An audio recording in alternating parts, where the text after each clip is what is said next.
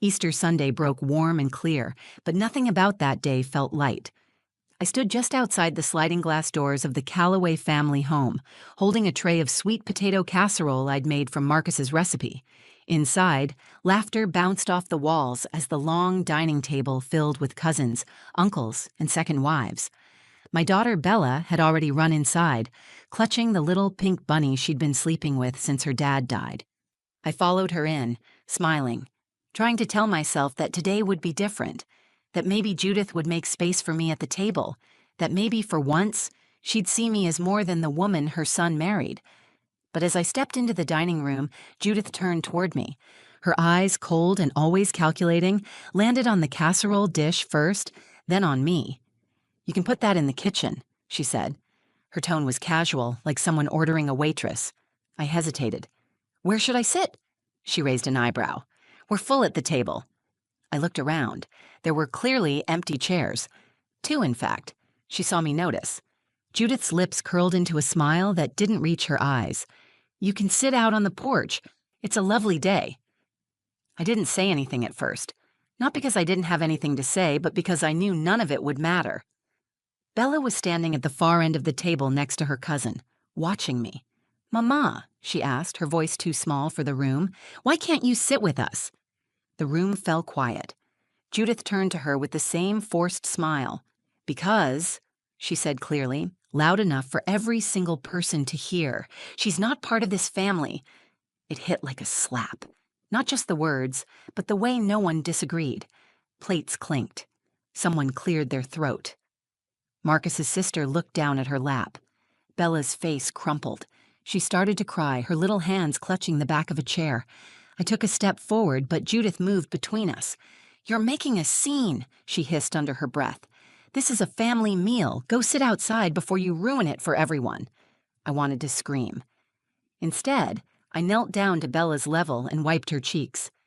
"It's okay, baby," I whispered. "I'll be right outside. We'll have our own little party after, all right?"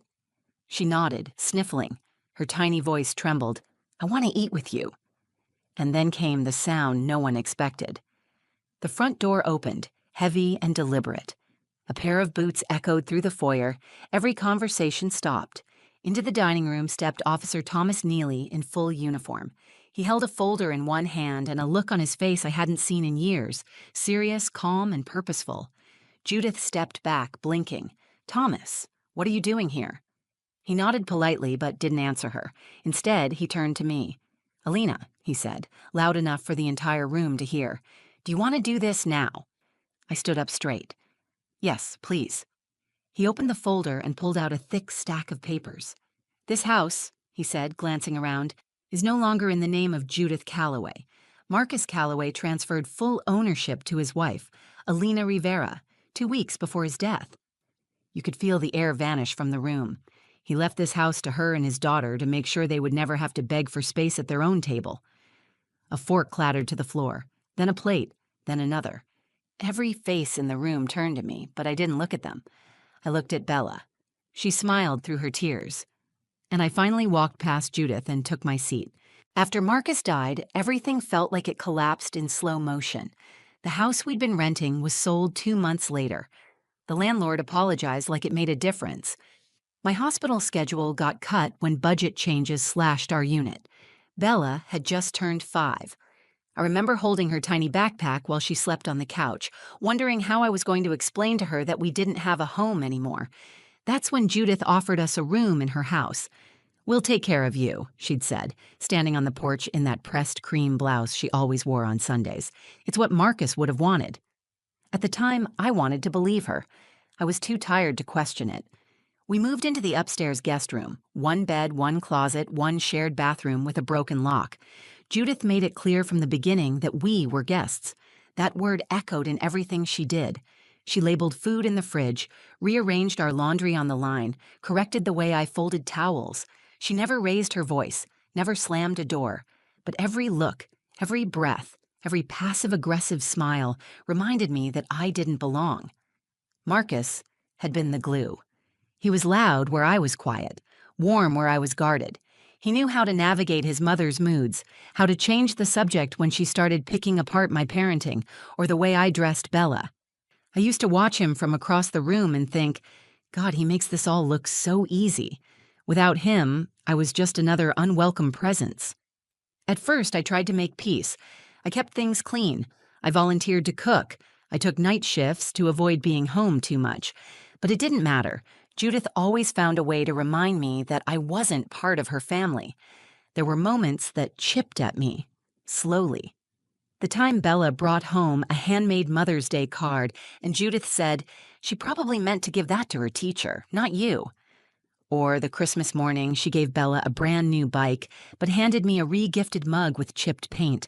Or when I tried to hang up a photo of Marcus and me in the hallway and found it in the donation box the next day. Still, I told myself to be strong. For Bella. Bella adored her grandma in the way little kids do when they don't yet see the undercurrents. She'd curl up in Judith's lap to hear stories and run to her with scraped knees. I never stopped her. I didn't want Bella to lose more family, but even at 7, she could sense it. She once asked me, "Did Grandma love Daddy more than you?" I just smiled and tucked her in. What could I say? I didn't want to fight. I wanted peace. I wanted a roof over my daughter's head. I wanted stability. I wanted to believe that Judith's cruelty was just grief in a different mask, but deep down, I knew it wasn't. She didn't like that Marcus married someone like me. She never said it directly, but I didn't have to hear the words. The digs were subtle but sharp, about my accent, even though I was born in Georgia, about my people skills when I didn't laugh at the right jokes, about how some women rush into motherhood before they're ready. And I knew she hated that Marcus left the military and stayed home for Bella's first year instead of following his promotion. Judith had plans for him. I was the detour, so Easter was supposed to be my olive branch. I pulled out Marcus's old recipe box the night before and cooked his favorite dishes: candied yams, maple roasted carrots, cornbread dressing with sage. Bella helped. She wore her little apron and said, "Daddy would be proud of us." I thought maybe, just maybe, showing up like that, participating, giving, honoring Marcus, would let Judith see me as something more than an obligation. I never imagined it would be the day she cut me off completely. I never imagined Bella would cry in front of 20 people. And I definitely never imagined that the house I was living in, the house I was told I didn't belong to, was already mine. That Easter morning, I woke up early to the sound of Bella humming in the hallway. She'd already laid out her little yellow dress, the one with the tiny daisies on the collar. It used to be too big on her. Now it fit just right. I packed everything into foil pans and covered them carefully. Candied yams, cornbread dressing, the deviled eggs I'd piped like Marcus used to. Bella danced around the kitchen in her socks while I double-checked the casserole. I even found the old napkin rings Marcus made in high school woodshop. I brought them out, thinking maybe this time Judith would see the effort. Maybe she'd smile and say thank you. We pulled into the driveway just after 11. Judith's yard looked like something out of a magazine: freshly cut grass, flower beds blooming with purple and gold. The front door was wide open, laughter already floating out. I carried the food with both arms. Bella skipped ahead with her bunny tucked under her arm, waving to her cousins as they played tag around the tree. The front hallway smelled like honey ham and lemon polish. I followed Bella into the dining room, smiling, already feeling like maybe, just maybe, we were going to have a good day. Judith saw me first. She didn't smile. "You're late," she said, even though we weren't. "Everyone's already seated." I held out the casserole. I brought the yams, Marcus's recipe. She looked at the dish like it had insulted her. "You can leave that in the kitchen," she said. My smile faltered. Should I put it on the table? Her lips tightened. "There's no room." I glanced around. There were clearly 2 open seats. I opened my mouth to speak, but she didn't let me. "You can sit outside," she said, then raised her voice. "It's a beautiful day. Fresh air will do you good." Bella looked up from her cousin's side and frowned. "Why can't Mommy sit with us?" Judith's voice was calm, calculated, "because she's not part of this family." Every sound in the room dropped out. Forks hovered in midair. Conversation froze. My heart slammed against my ribs so loud I thought they could hear it. I stared at Judith, willing her to take it back, to say she was joking or that I misunderstood. But she didn't blink. She looked proud. I bent down to Bella's level. "It's okay, honey. I'll be right outside, all right?" Bella's eyes filled with tears. "I want you to sit with me." "I know, baby," I said, kissing her forehead. "I know." Judith folded her arms. "Don't start drama, Alina. This is a holiday." I stood up. My hands shook, but I refused to cry. Not in front of her. Not in front of people who looked the other way while she sliced me down in broad daylight. I walked out to the porch and sat in the wicker chair Marcus and I used to sit on when Bella was a baby. I could still hear the echo of her baby giggles, the way Marcus used to hold her up to the wind chimes and make her laugh. From inside, the clatter of plates and silverware resumed. Judith's voice carried above the others, cheery and bright, as if nothing had happened. I sat there alone, staring at the tray of food no one would touch, and that's when the letter came back to me. A week earlier, I had found it in Bella's memory box, a sealed envelope with my name written in Marcus's handwriting. It had been given to Officer Thomas Neely, a family friend, with instructions to deliver it a year after Marcus's death. The envelope had been there all along, tucked between Bella's drawings and old report cards. Inside was a deed transfer. Marcus had signed over full ownership of the house to me. The paperwork was final, legal, filed, signed. He had done it without telling anyone, not even Judith. The letter said, "I know my mother. If anything happens to me, I want you and Bella to be safe, to never feel like you have to beg for space. This house is yours. It always should have been." I hadn't told anyone. I didn't know what to do with that kind of power. But sitting on that porch, listening to Bella cry inside while Judith carved ham like nothing had happened, I knew what I had to do. I stood up and took out my phone. I dialed the number from the letter. "Officer Neely," I said, "are you free this afternoon?" His voice was steady. "I'm always free for Marcus's family." "Good," I said, "because I'm ready." I sat on the porch for a long time after that call. The birds kept singing like nothing had happened. The wind played gently with the hem of my dress.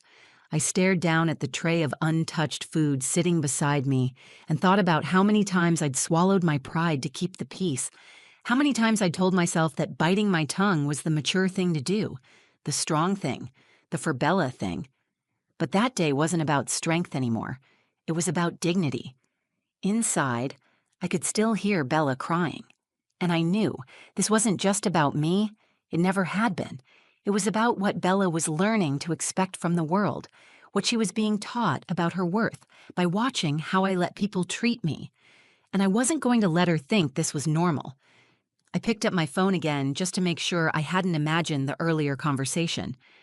I opened the folder app where I'd scanned the deed Marcus left behind. His signature was still right there on the bottom, clean, steady, unmistakably his. I could practically hear his voice in my head. "I'm not here anymore, so I need to make sure you're protected." When Officer Neely arrived, he knocked quietly. He wasn't in full uniform yet, just a windbreaker and jeans. He looked around cautiously, as if he already knew what kind of fire he was walking into. "Are you sure you're ready to do this today?" he asked, holding the folder under his arm. "Yes," I said. "Today is the day she made my daughter cry in front of 20 people. If I wait, I'll lose my nerve, and she'll never stop." He nodded once. "Let me go change." I watched him walk back to his car, where he kept his official gear in the trunk. I could see the glint of his badge as he clipped it onto his belt. My heart was pounding, but for the first time in a long time, it wasn't from fear. It was from clarity. I stepped back into the house through the side door. No one noticed me. The clinking of glasses and the rise and fall of laughter sounded strange now, distant and hollow, like a party I'd never really been invited to. I found Bella in the hallway, her face streaked with tears. She reached for me immediately, and I pulled her close. "Are we leaving?" she asked softly. I held her tight. "No, baby, we're not going anywhere." We waited together in the hallway. I smoothed down her curls, kissed the top of her head, and whispered, "There's something I want you to see." Then, as if the universe had been waiting for this moment, the front door opened. Officer Neely stepped inside in full uniform. The chatter in the dining room stopped. You could feel the shift in the air. Judith was the first to speak. She rose slowly from her seat, eyes wide. "Thomas, is everything all right?" "I'm here to speak with Alina," he said, glancing toward the hallway. I stepped forward. Every eye turned to me. Judith looked between us, suspicion growing on her face. "What's going on?" "I think you should all hear this," I said, my voice steady. "It concerns this house." Judith's tone sharpened. "What are you talking about? This is my house." Officer Neely opened the folder and pulled out a thick stack of papers. "Actually, it's not." He laid the documents on the table. "Marcus transferred ownership of this house to Alina Rivera 2 weeks before his death. The title, the deed, and the will all confirm it. This is legally her property." Silence. Someone dropped a fork. A cousin gasped. Judith took a step back, her face pale. "What?" she whispered. "He did it to protect his wife and daughter," Neely said firmly, "to make sure they were safe, to make sure no one could ever tell them they didn't belong." I looked at Bella. She was staring at me like I was a superhero. I turned back to Judith. "For 2 years, I let you treat me like a stray you were forced to feed," I said. "I told myself it was for Bella, that I didn't want conflict, but you made it clear today you never saw me as part of this family, and now you never have to pretend again." Judith's mouth opened, but no words came out. I picked up the deed from the table and held it in both hands. "I'm not going to sit outside anymore." And then I walked Bella to the head of the table and pulled out a chair. For a few seconds, no one moved. The air in the dining room felt thick, heavy with something unspoken that had finally been forced into the light. Judith's mouth hung slightly open, her hand still frozen on the back of her chair. You could practically hear the sound of pride cracking in her chest. I didn't sit down right away. I stood there holding the folder with Marcus's signature in my hands and let it sink in. For them. For me, for Bella, because this wasn't just about property or legal documents. This wasn't about paperwork. It was about truth. It was about every moment I'd spent tiptoeing through a house I didn't feel welcome in, every time I swallowed hurt for the sake of peace, every time Bella looked up at me with confusion in her eyes, unsure why her mother was always just outside the circle. Now there was no denying it. I wasn't just part of this family. I was the woman Marcus trusted above all else, the one he chose to protect, even in death. And this house? It was mine. I took a deep breath and walked slowly to the head of the table, where the empty chair had been left for Judith. Without asking, I pulled it out for Bella. She looked up at me with big, tear-glazed eyes. I gave her a little nod, and she climbed up like she belonged there, because she did. I turned back to the room.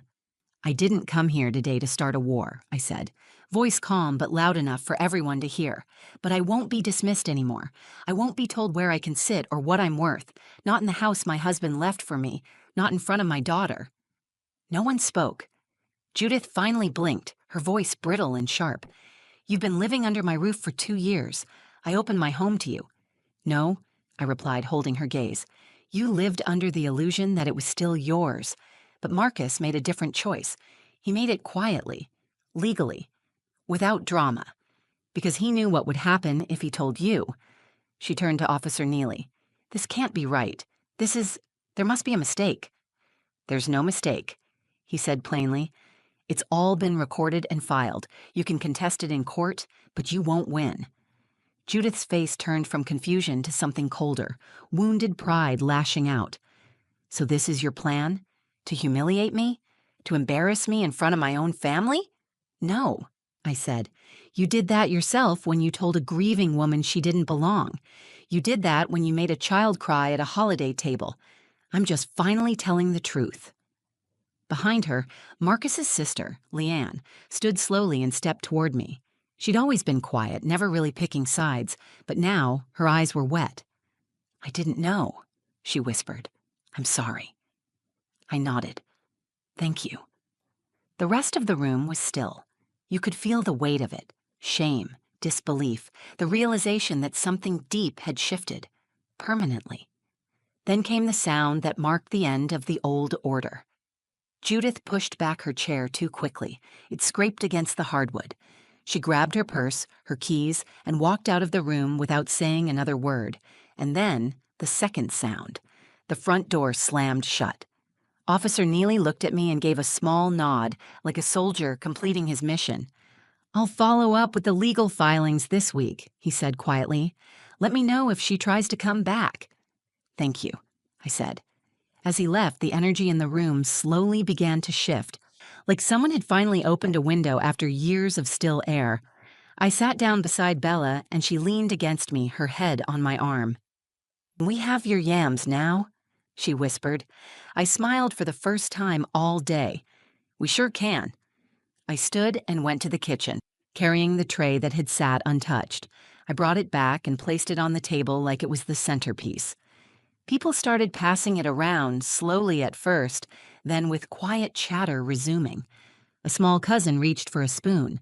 Marcus's aunt complimented the seasoning. The room thawed bit by bit, and for the first time in years, I felt it too. Warmth, belonging, peace. In the days that followed, the house felt different. It wasn't just the absence of Judith's footsteps or her passive-aggressive sighs echoing through the halls. It was the stillness. The kind of stillness that doesn't make you tense up, but lets you exhale. For the first time since Marcus died, I felt safe in my own space. I didn't have to tiptoe in the kitchen. I didn't have to justify my presence in a house that already belonged to me. And Bella, she noticed it too. She smiled more, slept deeper, woke up humming again. We took down Judith's floral curtains and let the sunlight flood in. We boxed up her glass figurines and filled the shelves with Bella's drawings, picture books, and a few photos of Marcus and me from our early years, ones Judith used to say were too casual to display. I even put up the picture she had tried to throw out, the one of us holding Bella in the hospital, exhausted and happy and completely unprepared for everything life would throw at us. It felt right, finally. Judith didn't return, not even to gather her things. Her lawyer contacted Officer Neely once, tried to probe about the transfer, but Neely was firm. Airtight. She knew it, too. She was just hoping for some technicality. There wasn't one. Eventually, a moving truck pulled up. I let them in and left the front door open, not saying a word. They packed her things in boxes with her initials on the side. When they left, I stood in the doorway and watched the truck disappear down the road like a chapter closing. That night, I sat on the couch while Bella played on the floor. She was making a pretend Easter dinner with her dolls. She laid out napkins, set plastic plates, and gave every guest a seat. Then she looked up and said, "Mommy, you get the big chair because it's your house." I smiled, tears burning in the corners of my eyes. "You're right," I said. "It is." She paused, looking thoughtful. "Is Grandma mad at us?" I looked at her carefully. "I think Grandma is sad. And when people are sad, sometimes they act like they're angry. But it's not your fault or mine, and it's not our job to carry it." She nodded slowly, as if absorbing something heavier than her age could explain. Then she picked up her bunny, gave it a kiss, and went back to arranging the table. That Easter became the last one we spent with Judith, but it was also the first one that felt real. A year later, we hosted again, but this time, the house was full of people who saw us. My sister drove in from Atlanta. My best friend Talia brought her husband and their 2 kids. Even Marcus's cousin Andre came, with his famously awful potato salad and a big smile that filled the room. And when Bella passed around her homemade place cards with glitter and stickers, she gave me one that said, "Queen of the House." Everyone laughed, but I felt that title deep in my chest, because I'd learned something important. Sometimes peace doesn't come from keeping quiet. Sometimes peace comes when you finally speak the truth that's been sitting in your chest, growing heavier by the day. I had spent 2 years trying to earn a seat at a table that Marcus had already given me. I kept trying to prove myself to people who decided long ago they didn't want to see me. But the thing is, belonging isn't something you win by being smaller. It's something you claim by standing tall. And Marcus knew that. That's why he left me the house. He knew his mother would try to erase me, but he also knew I wouldn't let her. And now, every wall I repaint, every corner I clean, every laugh that fills this house, it all feels like a tribute to the life we were building before everything changed, to the life I'm still building, with Bella, every single day. This house isn't just where we live. It's where we healed, where we stood up for ourselves, where we chose to stop surviving and start living. If this story touched you or made you think about the quiet strength we carry just to survive some days, like the video, It means more than you know. If you've ever been made to feel like you didn't belong in your own life, your own family, your own skin, share this story. Someone out there needs to hear it today. Drop a comment below and tell me, have you ever had to stand up for yourself in a moment when it was easier to stay silent? I read everyone, and your voice matters here. And if you believe in real stories, the messy kind, the healing kind, the kind that make you feel less alone, subscribe to the channel. We're building something honest here, one truth at a time. Thanks for listening. We'll talk again soon.